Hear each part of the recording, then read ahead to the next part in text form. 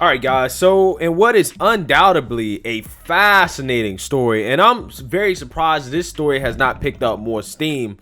We've learned that in the past few months of Trump's presidency, he tried to withdraw a ton of troops in Germany, Africa, and in the Middle East. In fact, apparently, according to Axios here, this is their story, they're saying that Trump gave his generals and senior officials at Pentagon, in order to get us out of Afghanistan, get us out of Iraq and Syria, a complete withdrawal from Germany, and to get us out of Africa, more specifically Somalia. Okay, now this, in my opinion, is a huge story, right? And it gives us an inside look in terms of what Trump was trying to do in the last few days, because I remember back then, guys, when I was covering this, Trump was making changes after the election in regards to some senior positions in the Pentagon. And back then, I remember when I was reporting, I was telling you guys that the rumors that Trump was going to try to bring all the troops home by Christmas, specifically get us out of Afghanistan by Christmas. Now, apparently, according to this very long piece, but it is very fascinating piece by Axios, Trump was obsessed. He was obsessed with getting troops home, with pulling troops out of Afghanistan, pulling troops out of Iraq, pulling troops out of Syria, pulling troops out of Germany, out of Africa, out of places that he thought that we did not need to be. Okay, he was obsessed with this. He really wanted this to happen. Okay, but this story shows you really how deep the swamp actually is, and the way the media is covering this, right? In terms of CNN and the media outlets that have covered this, they're covering it as if look at Trump being a psycho. He's unhinged, trying to withdraw all the troops out of Afghanistan and Syria and Iraq and Germany and Africa. Oh my God, Trump is unhinged. Isn't he such a crazy person? That's literally how they're covering this. Okay, instead of asking the question of, if the commander-in-chief gave this order, why the hell did it not happen? Right? That's the real question. And throughout this article, guys, it really outlines how deep the swamp actually is, and the things that Trump had to deal with, even by some of his closest aides, okay, and allies within the White House. Like, apparently, according to this article, the military industrial complex, some of these generals in the Pentagon, some of these people, they did whatever they could to try to avoid withdrawing troops from the Middle East. Okay, they did everything, right? So they would do stuff like delay the execution of certain orders. They would push things back. So basically, they would drag ass, and then they would turn around and leak apocalyptic scenarios of withdrawal to the media. So they would go to the media, again, news stations like CNN, MSNBC, whatever, right? And say, wouldn't withdrawing troops out of Afghanistan lead to more terrorism, right? What about those Afghanistan women? Okay, what about women's rights in Afghanistan? That's literally what they would do. They would literally leak these stories to the media and then try to use that to convince the president to ultimately let the troops stay. And guys, a lot of this stuff was just downright deception, right? Like, for example, lying about how many actual troops were in Syria, okay? Because Trump was trying to pull troops out of Syria, and they would basically not make it very clear how many troops are actually there. And this happened numerous times over Trump's presidency, okay? He tried a lot to pull troops out of the Middle East, of these places that, quite honestly, we really don't need to be, okay?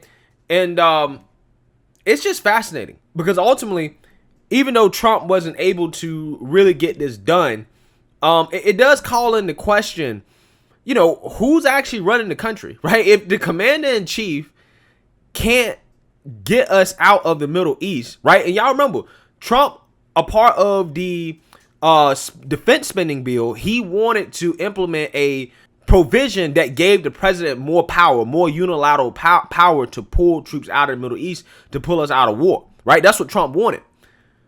And again, it brings up the question of, who the hell is running the country, right? If the commander-in-chief can't even pull troops out of the Middle East, then who's responsible? right? I thought the commander-in-chief was supposed to be an elected official, right? Basically a civilian represented official who basically has command over our armed forces. Isn't that what the president's supposed to be? Okay, and this didn't just happen to Trump. This happened to all the presidents that have wanted to get us out of wars in the Middle East. Okay, I mean, they even use Obama as an example to try to trick Trump into leaving troops in Afghanistan. There's like, oh, you don't want to end up like Obama, withdrawing troops from Iraq and then ending up with ISIS. You don't want to end up like that.